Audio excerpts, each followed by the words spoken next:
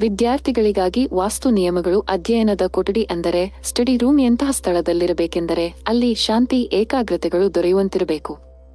ಮನೆಯ ಯಾವ ಭಾಗದಲ್ಲಿ ಶಬ್ದಗಳಿರುವುದಿಲ್ಲವೋ ಅಂತಹ ಸ್ಥಳವು ಮಕ್ಕಳ ಮತ್ತು ಹಿರಿಯರ ಧ್ಯಾನಕ್ಕೆ ಭಂಗ ತರುವುದಿಲ್ಲವೋ ಅಂತಹುದಾಗಿರಬೇಕು. ಏಕಾಗ್ರತಾ ಪೂರ್ಣ ವಾತಾವರಣವೇ ಅಧ್ಯಯನ ಕೋಣೆಯ ಶೋಭೆಯನ್ನು ವೃದ್ಧಿಸುವಂತಹುದು. ಅಧ್ಯಯನ ಕೋಣೆಯಲ್ಲಿ ಮೇಜು ಕುರ್ಚಿಗಳು ಪೂರ್ವ ದಿಕ್ಕಿಗೆ ಇರಬೇಕು. ಇದರಿಂದ ಮಕ್ಕಳ ಮನಸ್ಸು ಓದಿನಲ್ಲಿ ತಲ್ಲೀನವಾಗುತ್ತದೆ ಮತ್ತು ಏಕಾಗ್ರತೆಯು ವೃದ್ಧಿಸುತ್ತದೆ. ಪೂರ್ವ ದಿಕ್ಕಿಗೆ ಮುಖ ಮಾಡಿ ಕುಳಿತು ಓದುವುದು ಆರೋಗ್ಯದ ದೃಷ್ಟಿಯಿಂದಲೂ ಹಿತಕರವಾದುದು ಮತ್ತು ವೈಜ್ಞಾನಿಕ ದೃಷ್ಟಿಯಿಂದಲೂ ಸರಿಯಾದುದು. ಅಧ್ಯಯನ ಕೋಣೆಯು ತಿಳಿ ಬಳಿದದ್ದಾಗಿದ್ದು ಆಕಾಶ ಬಣ್ಣದ ಪರದೆಗಳನ್ನು ಹಾಕಿರಬೇಕು. ಸ್ಟಡಿ ಪೀಠೋಪಕರಣಗಳಿಂದ ರೂಮ್ನಲ್ಲಿ ಅವಶ್ಯ ತುಂಬಬಾರದು.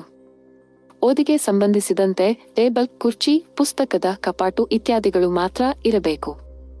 ಓದುವ ಕೋಣೆಯು ದೊಡ್ಡದಾಗಿದ್ದಲ್ಲಿ ಅಲ್ಲಿಯೇ ನಿಮ್ಮ ಗ್ರಂಥಾಲಯವನ್ನು ಸ್ಥಾಪಿಸಬಹುದು. ಸಾಧ್ಯವಾದಲ್ಲಿ ಕಂಪ್ಯೂಟರ್ ಅನ್ನು ಅಲ್ಲಿಯೇ ಇರಿಸಬಹುದು. ಬೆಳಕಿನಿಂದ ಕೂಡಿದ ಶುದ್ಧವಾದ ಗಾಳಿಯ ಅನುಕೂಲವಿರುವ ಕೋಣೆಯಲ್ಲಿ ಅಧ್ಯಯನ ಮಾಡುವುದರಿಂದ ಶಾರೀರಿಕ ಶಕ್ತಿಯು ಪ್ರಕಾಶಮಾನವಾಗುತ್ತದೆ, ವೃದ್ಧಿಸುತ್ತದೆ. ಹಾಗೇನಾದರೂ ನಿಮ್ಮ ಮನೆಯಲ್ಲಿ ಪೂರ್ವ ದಿಕ್ಕಿಗೆ ಅಂತಹ ಕೋಣೆಯೂ ಇಲ್ಲದಿದ್ದ ಪಕ್ಷದಲ್ಲಿ ಬೇರಾವುದೇ ಸ್ಥಳದಲ್ಲಿ ಗಾಳಿ ಬೆಳಕುಗಳ ಅನುಕೂಲವಿರುವುದೋ ಅಂತಹ ಸ್ಥಳವನ್ನೇ ಅಧ್ಯಯನಕ್ಕಾಗಿ ಆರಿಸಿಕೊಳ್ಳಬಹುದು. ವಿದ್ಯಾರ್ಥಿಯು ಓದುವ ಸಮಯದಲ್ಲಿ ಪೂರ್ವ ಅಥವಾ ಉತ್ತರ ಅಥವಾ ಪೂರ್ವೋತ್ತರ ದಿಕ್ಕಿಗೆ ಮುಖ ಮಾಡಿಕೊಂಡು ಕುಳಿತುಕೊಳ್ಳುವುದು ಎಲ್ಲಕ್ಕಿಂತ ಒಳ್ಳೆಯದಾಗಿದೆ. ಮಕ್ಕಳನ್ನು ಅಧಿಕ ಕಷ್ಟಕರವಾದ ದೀರ್ಘಾವಧಿಯ ಪೂಜೆ ಅರ್ಚನೆಗಳನ್ನು ಮಾಡಲು ಬಲವಂತ ಮಾಡಬಾರದು.